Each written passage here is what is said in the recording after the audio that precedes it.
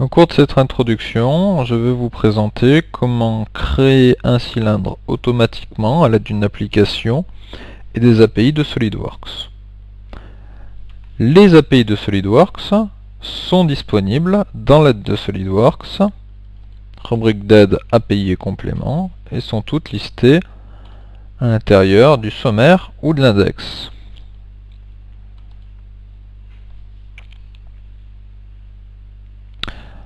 Afin de créer l'API que l'on souhaite, nous allons plutôt enregistrer une macro de ce que l'on va exécuter. Donc on va commencer par créer un cylindre et enregistrer la macro de cette création. Ensuite on analysera le code, on vérifiera les champs du code et on réutilisera ce code en définitif dans une application externe créée à l'aide de Visual Basic 2005. Les macros de SolidWorks se trouvent dans Outils macro. Donc je vais enregistrer une première macro. Dans cette première macro, qui est là, l'enregistrement est lancé, le temps ne compte pas, c'est simplement ce que je vais exécuter à l'écran qui va compter. Je vais créer mon cylindre, donc je sélectionne la face. Sur cette face, je fais l'esquisse d'un cercle centré sur mon repère.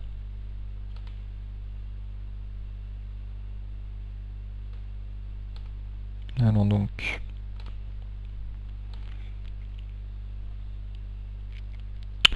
ensuite ce cercle sera extrudé. Les dimensions pour l'instant n'ont pas vraiment d'intérêt vu qu'on les modifiera plus tard dans les lignes de code.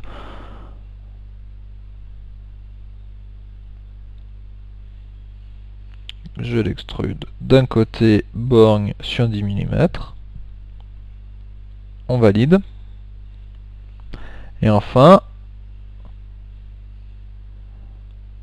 on arrête l'enregistrement.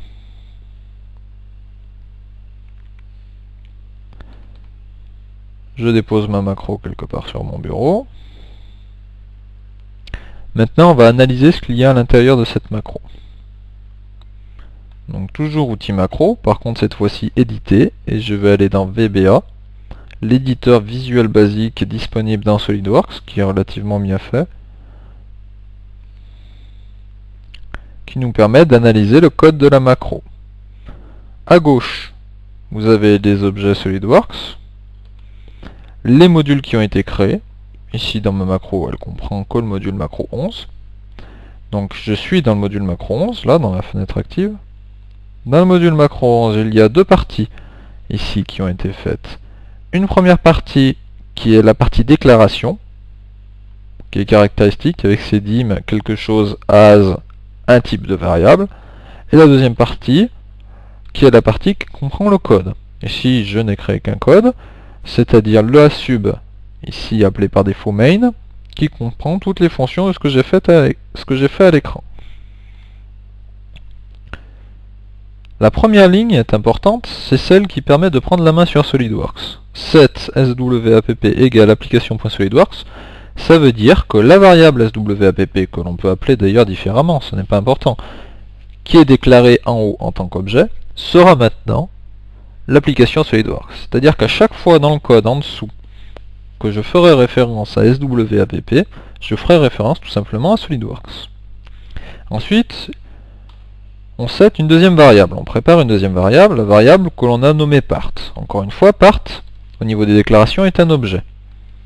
Ce part, c'est l'application SolidWorks, WAPP, dans laquelle il y a, donc point, ActiveDoc. Qu'est-ce que l'ActiveDoc? Pour SolidWorks, c'est le document actif à l'intérieur de la fenêtre SolidWorks.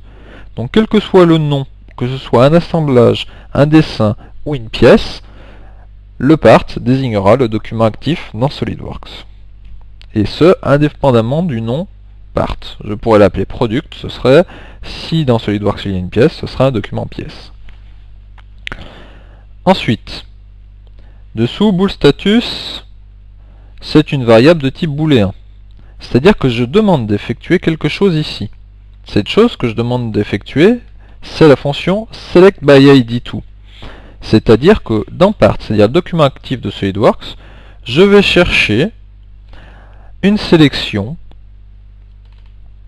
de quelque chose qui dans l'arborescence s'appelle face. Donc quand je retourne dans SolidWorks, qu'est-ce qui s'appelle face? Eh bien simplement le plan de face, c'est-à-dire quelque chose qui est de type plan, que je vais venir sélectionner. Cette chose-là, ensuite je vais venir insérer à l'intérieur une esquisse. Après cette insertion d'esquisse, je vais effacer ma sélection. C'est-à-dire que le part est toujours sélectionné, et ensuite j'efface la sélection. On va revenir maintenant sur le bool status. Pourquoi le bool status? On n'est pas obligé d'écrire bool status, je pourrais écrire directement part extension by id2. Simplement, SolidWorks nous impose de passer par bool status égal, c'est-à-dire un objet, enfin une variable booléenne qui est égale à cette sélection-là. Si jamais bool status est égal à une variable, à une valeur fausse, donc false, c'est-à-dire que la sélection a échoué. Si elle est égal à true, ça veut dire que la sélection a réussi. Donc on pourrait mettre ici dans le code un choix qui n'effectue pas toutes les étapes d'après si la sélection échoue, ce qui éviterait d'avoir des bugs dans le programme. Ici ce n'est pas le cas pour la génération automatique. Ceci à la limite ne sert à rien, donc je mets un apostrophe devant, car je peux directement commencer mon code par créer un cercle.